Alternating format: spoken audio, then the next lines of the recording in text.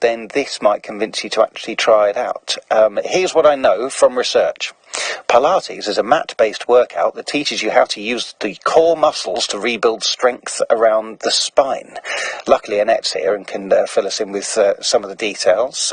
So you're a Pilates teacher at Fit For You, based in Loughborough. Are we correct so far? Yes, you are. That's a good start. Good, Excellent. Good, yeah. Core muscles. You know, we talk about core muscles. Right, what does that actually mean? Basically, I think if you are an advent trainer or whatever, you do understand the core. But I think to most people that don't really know too much about Pilates, it can be confusing. So really, it's all your muscles centred around your back and your centre muscles, if you like. So basically it works you inside out. So your transverse abdominal is like your girdle, so that's really what holds you in, and then you've got your reps abdominal. So really the Pilates is working more that internal muscle, but also it works the back.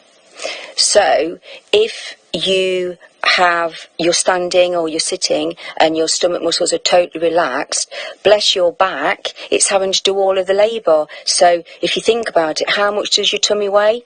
Varying, degrees. So if that's relaxed, your back is having to do all the work. So what we do really is we just say, look, let's have a look at those muscles, and we'll start to do gentle exercises to start to strengthen them inside out. Really, I've been in pain, in various levels of my life, and it's really scary.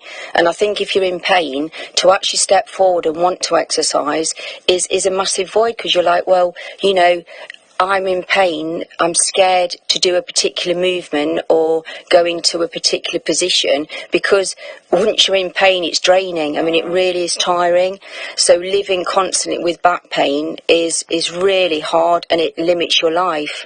But when they say Pilates and mat-based work, what I do with a lot of my clients is it's a lot of chair work to start with, so they don't actually have to go onto the floor, because initially, if they've had back pain, probably their legs aren't as strong as they were because they're not doing the normal daily activities. So I think it's a slow progression. It's listening to your body and taking little steps. And then, it's about the whole thing. It is about the core muscles. And obviously your waist comes in as well with that. But I think more so, it's about looking at the whole picture, your posture, everything, your alignment. Because when you start doing something like that, you're talking about getting people out of the chair first of all, and it's easy to think that you're kind of falling apart a bit, because when you get out of the chair, you've got knees that creak and a lower back that cracks a little bit and stuff, and you can start thinking, actually, this is going to be really tough. How am I going to do this? But you haven't been doing the exercise before, so actually you need to start uncreaking things before you can actually start finding some relief from it, probably. And it's giving you confidence. It's giving your clients the confidence, really. When they first come in, it's quite daunting to come into a room, I work a lot of one-to-one, but I love the group sessions because it's a community and everyone gets to know everybody. And when they first come in, they are scared and they're a little bit, oh gosh, how far can I go? And the main point is, whatever exercise you start, really take little steps and listen to your body. And the best thing is to tell your teacher all your history and also where you are at that point. And the one thing I find really helpful is a scale of 1 to 10. So I'll say 10 being really, really out of your comfort zone, 1 being comfortable. When we do this particular move, where are you? And the main thing is as well, listen to your body.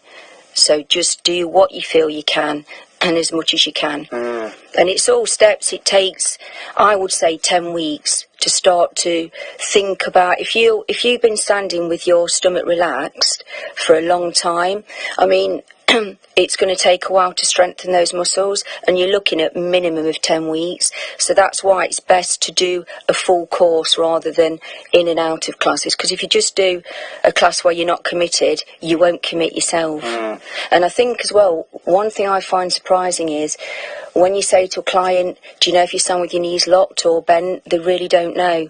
So if you think about your posture, with Pilates, it's great because it addresses how they stand and then how they move.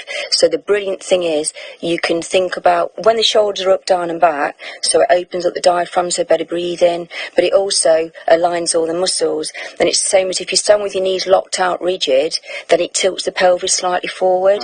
So bless these people, if your posture's out of alignment, it's going to enhance your back pain. So what we do is we look at how they stand, assess the posture, and then we can build it from there. And also the great thing is there's little exercise they can do before they get out of bed. So it's just like pushing your tummy button down towards your back. So just that gentle strengthening and just getting people to be more aware. So the great thing is they can have the tools to keep working towards their goal of getting the back better, even out of the class. So it's brilliant. You can actually teach and give the tools, and it's basically just reinforcing. I mean, my clients that have been coming for years, they'll come into the class, and I love them all, and a few of them are listening, and bless you all, thanks for that, because they're all like, hey Annette, you'll be fine, just go in, and they're all waving at me when I went off today, and it's like, I forgot what I was going to say now. If you with those, they'll come into the room and they're all chatting because they get to know each other, and I'll look around and I'll think, there's a little bit of tweaking going off here, like some of you are standing in one leg, you know, some of you are rounded shouldered, even though you've been doing it for years, because it's what we do. And then I'll say, okay then, are we ready? Ready for the class? And everyone just goes shoulders up, down and back, sucks the tummy in, and off we go. And I'm like, look, love you all to bits, but if you stand in front of me for just 5 minutes, you know, and then we go into your hour of your setup, but then the rest of the week you're not thinking about your posture, your tummy's relaxed, your shoulders are rounded, your brain will remember the one you do the most of. So you need to keep this as part of your life rather than just something that you turn up to every. It's a bit like mindfulness, you know. You can do. It's lovely. It's all very good. I love mindfulness. Yeah. Oh, well, the two kind of goes together as well. They nicely. do, yeah. It puts you into this wonderful sense of sort of calm and everything whilst you're doing things, and really helps you concentrate. And yet, if you just look forward to the times that you're going to do Pilates or you're going to do mindfulness and not remember the things that you were maybe taking into the rest of your life, you're losing a lot of the benefit of it. I agree. I mean, I did a bit of mindfulness this morning, but sitting waiting to come on here, it didn't work. So, you know, like calm down, panic zone. It was as soon as you'd seen me, that was the problem, wasn't it? It was like, oh my God. I've heard you're a very nice person, so that was good. Well, we should put that one to rest straight away. But I think really it's just taking that first step. And if you've got a good teacher, they'll be able to see straight away more or less what's happening. I mean, you do it all the time. You're like, if you're in the coffee shop and someone, you know, and you're waiting, there's a queue there. You go, you do a bit. But I'm a biomechanics as well, so I work with backs anyway. So basically, it is amazing. I mean, I've had clients where they've been through different avenues for pain relief, you know, as in different practitioners and stuff, but they aren't aware that the knees are locked out. They're not aware that the shoulders are rounded, and it's literally, I mean, if you people listening now, if you sit upright and you've got that tummy just slightly in and then you round out your shoulders forward, it's straight on your back. Oh yeah, you can feel it, can't you? Yeah. Can you? Yeah. Well, oh look, my posture's appalling. So I mean, I wasn't checking, honestly. No. Well, luckily, we look in my eyes. I can tell that you weren't. I just wonder whether actually, like, shall we play a song and you can have a look at like my posture? Go on then. And then we'll see where we get to. I'm slightly worried about this. Anyway, we'll play a nice, decent, upbeat track to listen to in the meantime. Annette's going to have a quick look at how.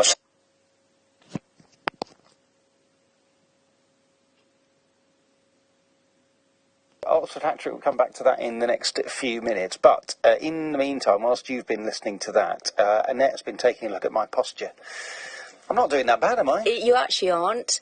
I was quite surprised, really, because maybe it's because your job is a lot of sitting. A lot of my clients end up with slightly forward shoulders, Yeah. and it does load the back, and they end up with a bit of back problems. But actually, you're not too bad. Your shoulders are pretty good, and you don't lock your knees, which is brilliant when you're standing. I mean, I've been sort of forced into that situation because I was diagnosed with loose ligaments quite a few years ago, and a couple of things that the guy said to me was first of all shocked that I'd never been diagnosed with it before. Because then he showed me what you can do, and I won't describe it to people because it might be eating, but I was like, oh, how can you do that? And he said, well, that's what loose ligaments do.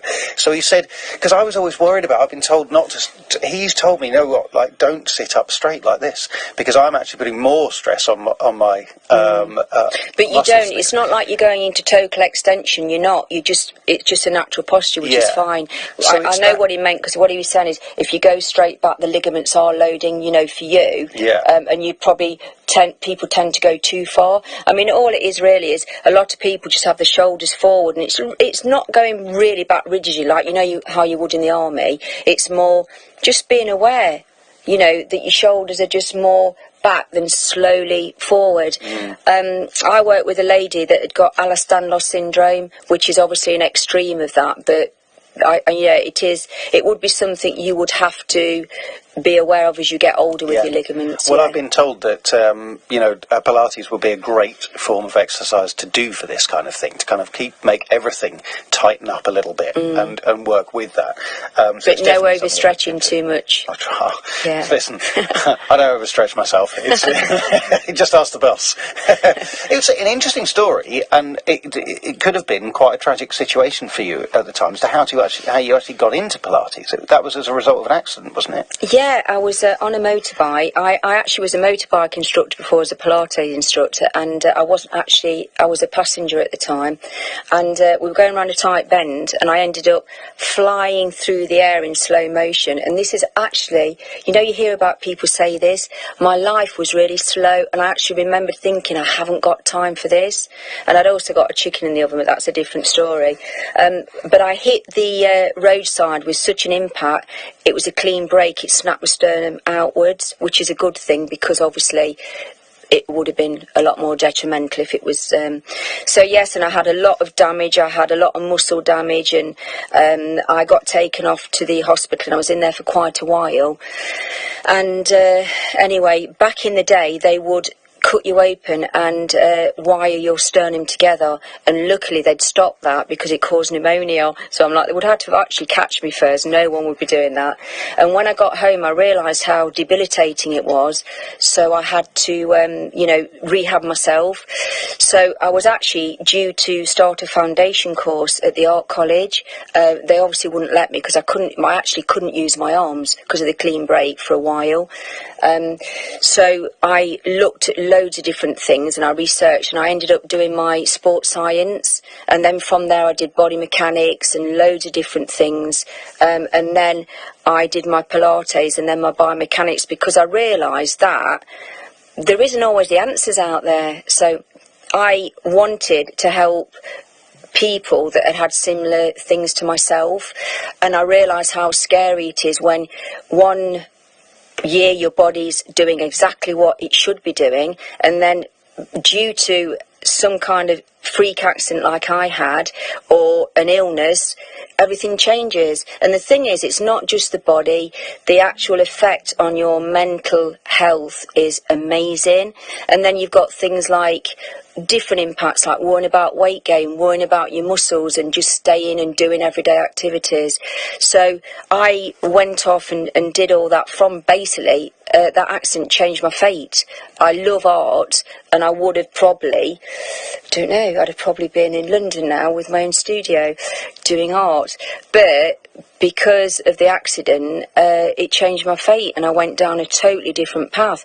And the weird thing is, I love what I do. There's honestly nothing more I can think. I love my girls. I go in and I've got my clients, guys as well. Sorry, guys.